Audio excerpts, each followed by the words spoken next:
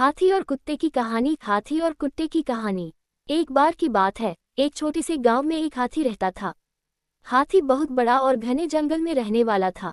वह किसी से नहीं डरता था और लोगों को अपनी शक्ति का एहसास कराना पसंद करता था। एक दिन गांव में एक कुत्ता भी था। वह कुत्ता छोटा और काफी होशियार था। वह लोगों के यहाँ बच्चों को खुश करने के लिए आया करता था। हाथी और कुत्ता एक दूसरे को पहले नहीं जानते थे, लेकिन एक दिन मिल गए। वे दोस्ती करने लगे और अच्छी तरह से बातचीत करने लगे। हाथी ने कहा, मुझे बहुत खुशी हुई कि मैं तुम्हें मिला। मैं शायद दुनिया का सबसे बड़ा और ताकतवर जानवर हूँ। कुत्ता समझता था कि हाथी थोड़ा बड़ा और घमंडी है, इसलिए उसने कहा, हाथी, मुझे मालूम है कि तुम बहुत बड़े हो, लेकिन फिर भी इंसान तुम्हें धकेलकर मार सकता है, और मुझे तो बहुत छोटा और दुर्बल होने की वजह से सब कुछ बचाना होता है। एक बार की बात है, एक छोटे से गांव में एक हाथी रहता था।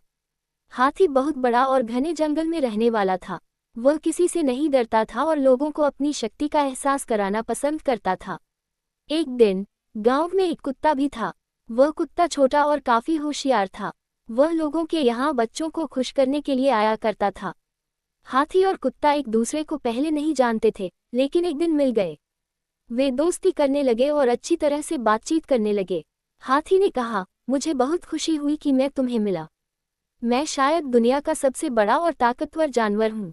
कुत्ता समझता था कि हाथी थोड़ा बड़ा और घमंडी है, इसलिए उसने कहा, हाथी, मुझे मालूम है कि तुम बहुत बड़े हो, लेकिन फिर भी इंसान तुम्हें धकेलकर मार सकता है, और मुझे तो बहुत छोटा और दुर्बल होने की वजह से सब कुछ बचाना होता है।